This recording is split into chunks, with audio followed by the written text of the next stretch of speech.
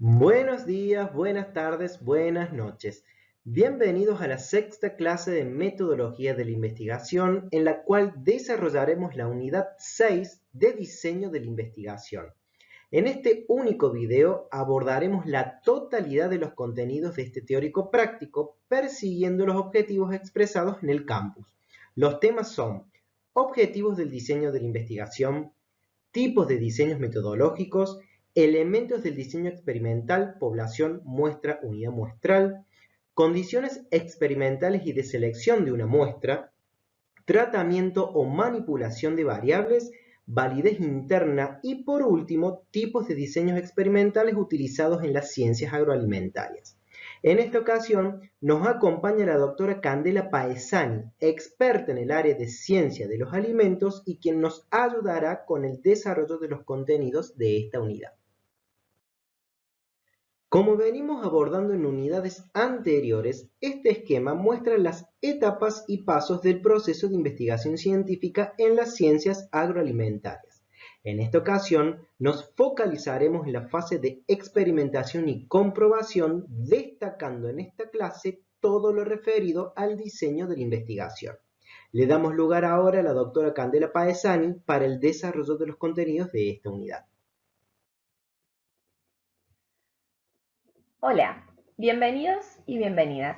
Muchas gracias por la invitación a poder compartir y aportar en esta materia con ustedes. Vamos a charlar hoy sobre el diseño experimental. Como han venido viendo en clases anteriores, una investigación surge de una duda, una pregunta, un problema, que luego de trabajar se convierte en una hipótesis que el investigador quiere corroborar. Pero entonces surgen dudas. Para poder realizar esto, ¿qué mido? ¿Cómo lo mido? ¿Cuánto mido? ¿Bajo qué condiciones? ¿Qué modifico para poder analizar lo que quiero estudiar? Etcétera. Y entonces tenemos que elaborar el diseño de la investigación que vamos a realizar para poder responder a todas estas preguntas. El diseño de la investigación se ocupa precisamente de esta tarea. Su objeto es proporcionar un modelo de verificación que permita contrastar hechos con teorías, y su forma es la de una estrategia o un plan general que determina las operaciones necesarias para hacerlo.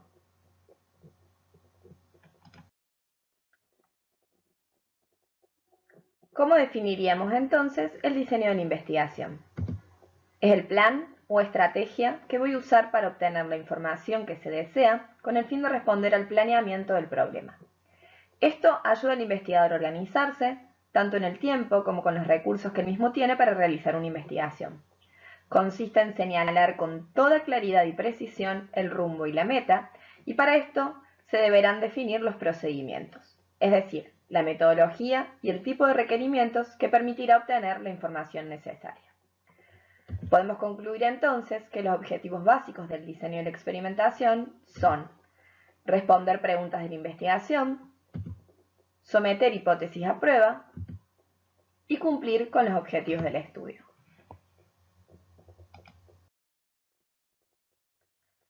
Existen diversos tipos de investigaciones, hipótesis y problemas, por lo que también existen muchos tipos de diseños de la investigación. Se clasifican en dos grandes grupos, experimentales y no experimentales.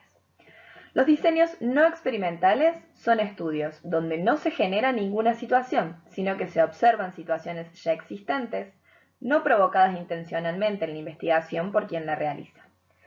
Lo que hacemos en la investigación no experimental es observar fenómenos tal como se dan en su contexto natural para analizarlos.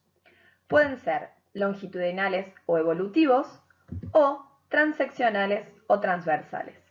No se puede entonces establecer relaciones causales entre ellos. En los diseños experimentales, en cambio, son estudios en los que un investigador genera una situación para tratar de explicar cómo afecta a ciertas variables que quiere analizar. Pueden ser preexperimentales, cuasi experimentales o experimentos puros. Estos son los experimentos que nos permiten establecer relaciones causales. Los experimentos puros son el tipo de investigación que se realiza en las ciencias agroalimentarias y por lo tanto los de nuestro interés en esta clase. Entonces bien, Una variable es una característica, propiedad o atributo con respecto al cual los elementos de una población difieren de alguna forma. En nuestro estudio tenemos una variable que en mi hipótesis sería la supuesta causa del efecto que quiero analizar, determinada como variable independiente. Y por otro lado, la variable que según mi hipótesis se vería afectada, ya sea positiva o negativamente, en consecuencia de la variable independiente, a la cual se denomina variable dependiente. También son denominadas variables intervinientes, ya que son aquellas que permiten corroborar o no mi hipótesis, es decir, las que intervienen en el estudio planeado. Es por ello que se plantea la manipulación de una o más determinadas variables para poder concluir si existe o no relación causal entre ellas. Es importante destacar que el investigador puede incluir en su estudio dos o más variables tanto independientes como dependientes.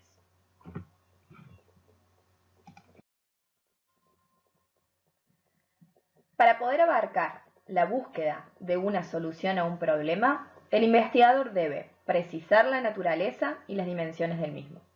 Para ello, se requiere reunir datos empíricos que se puedan relacionar con el problema y posibles explicaciones del mismo. Una de las claves para poder realizar un estudio que sea representativo y preciso es realizar una buena selección de la muestra. Una población es el conjunto de elementos acotados en un tiempo y en un espacio determinados con alguna característica común observable o medible que es a partir de la cual surge mi hipótesis. Como en una investigación es imposible analizar, por ejemplo, todos los granos de trigo que se obtienen en una cosecha, que sería la población, se selecciona una muestra. La muestra es el subgrupo específico de la población que voy a analizar.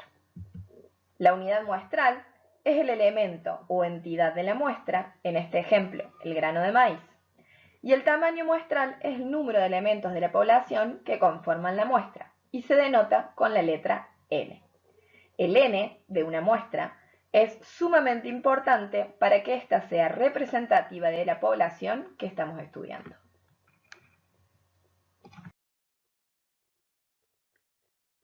Para que la selección de la muestra nos permita realizar una investigación con la cual se puedan obtener conclusiones que se puedan transpolar a la población, hay que ser muy cuidadoso con su selección.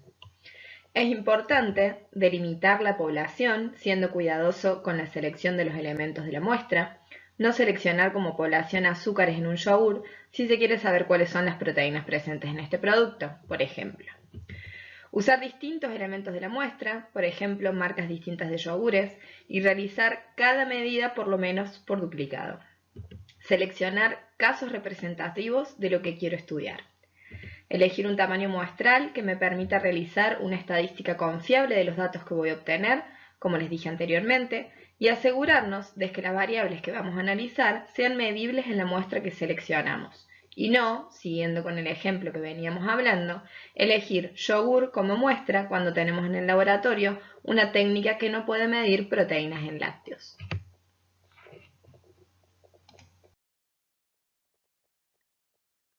Una vez que ya tenemos claras las variables intervinientes y la muestra del estudio, tenemos que seleccionar cuál es el tipo de manipulación que vamos a realizar para poder sacar conclusiones. Hay tres tipos de manipulación: de presencia y ausencia. A un grupo se lo analiza con la presencia de la variable que creemos independiente y a otro, conocido como grupo control, sin estar expuesto a esta variable. Manipulación en varios niveles. Tenemos la misma estructura anterior, pero se realizan dos o más grupos en donde está presente la presunta variable independiente en distintos niveles. Este tipo de manipulación nos permite también conocer si el efecto sobre la variable dependiente tiene una relación causal con la magnitud de la variable independiente. Y por último, además de las manipulaciones nombradas anteriormente, sumar otras modalidades de estas en el mismo estudio. Es importante resaltar que el investigador puede seleccionar el número de variables intervinientes que desea, siempre y cuando cada una de las variables, niveles o modalidades representen un grupo muestral. Para que el experimento que planteamos realizar sea confiable, sensible, preciso y nos permita sacar conclusiones reales, es importante que dentro del diseño experimental que se plantea se controle durante todo el estudio la validez interna. Esto quiere decir que debemos asegurarnos que las consecuencias que observo en la muestra se deben solo y exclusivamente a las manipulaciones que el investigador está realizando sobre las variables intervinientes. Para esto hay que controlar que el resto de las posibles variables independientes que pueden estar presentes en el ensayo no estén influenciando el resultado. Por ejemplo, si queremos saber si el tiempo de cocción de un producto afecta un determinado atributo del mismo, en todas las mediciones se debe controlar que el horno, la temperatura, las cantidades que se ponen en la fórmula, etc., sean siempre exactamente iguales y solo se vea modificado entre muestra y muestra el tiempo. El nivel de control de la validez interna de un experimento se ve reflejado directamente en la calidad de este.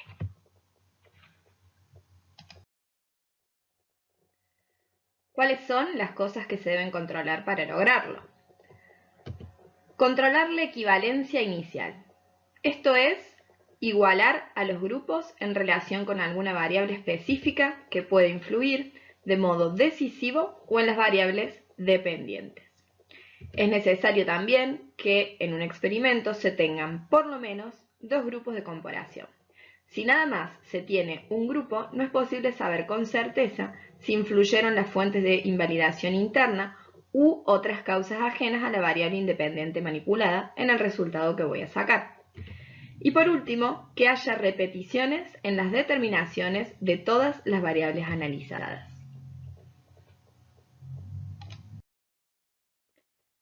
Entonces, nos centremos en el tipo de investigación que se utiliza en nuestro campo de trabajo. Como dijimos anteriormente, son los experimentos puros. Estos tipos de experimentos son aquellos que logran control y validez interna mediante el uso de grupos de comparación y equivalencia entre estos grupos.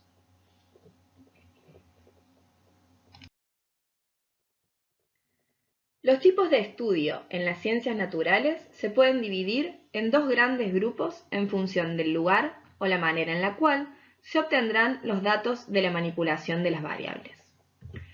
Los experimentos del laboratorio se realizan, como su nombre lo indica, en el laboratorio, en donde se pueden tener un mayor control de las condiciones y eliminar así fuentes de invalidación del estudio. Los experimentos de campo son estudios efectuados en una situación realista en la que el investigador manipula una o más variables independientes en condiciones tan cuidadosamente controladas como lo permite la situación. La diferencia esencial entre ambos contextos generales es el realismo con que los experimentos se llevan a cabo, es decir, el grado en que el ambiente es natural para las muestras a analizar. Vamos a empezar a hablar de los distintos tipos de experimentos puros que podemos realizar entonces. Los primeros tipos de experimentos puros son aquellos de los que estuvimos hablando anteriormente. Presencia o ausencia de una variable interviniente para conocer si existe relación causal entre la variable independiente, causa, y la dependiente, consecuencia. Por otro lado, agregado para el caso de la presencia, distintos niveles de la o las variables intervinientes. En cada uno de los casos les dejo un ejemplo de cada uno de los tipos de experimento para que puedan volver después a leerlos y les quede más claro.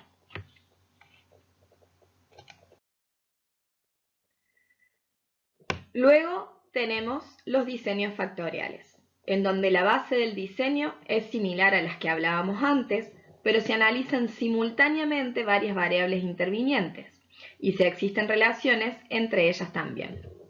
Estos diseños se utilizan muy a menudo en la investigación experimental. Existen también los diseños cronológicos, que son aquellos estudios donde el tiempo se determina como la variable independiente clave de la investigación.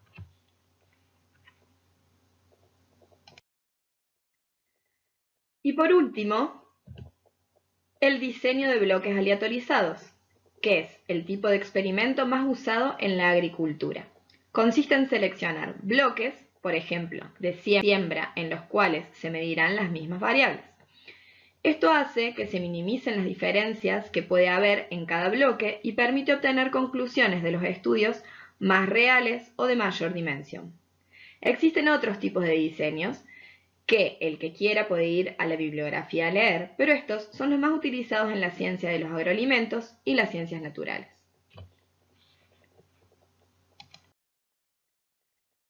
Para finalizar, les dejo un ejemplo desmenuzado con cada una de las pautas que fuimos viendo para que terminemos de cerrar toda la terminología que hemos aprendido en esta clase. Cualquier duda que tengan, me pueden escribir un mail, así seguimos aprendiendo juntos y juntas. Gracias por acompañarme en esta clase, nos vemos en el foro y en las actividades. Les recomendamos que se detengan en la lectura de este ejemplo aplicando todos los conceptos abordados en esta clase. Y por supuesto, agradecemos la participación de la doctora Candela Paesani. Les presentamos la literatura consultada para realizar esta presentación, la cual está debidamente expresada en el campus virtual. A los fines de completar los objetivos propuestos para esta clase, los invitamos a realizar las actividades prácticas en el orden en que aparecen en el campus virtual y, por supuesto, estamos a su disposición en los diferentes horarios de consulta. Muchas gracias.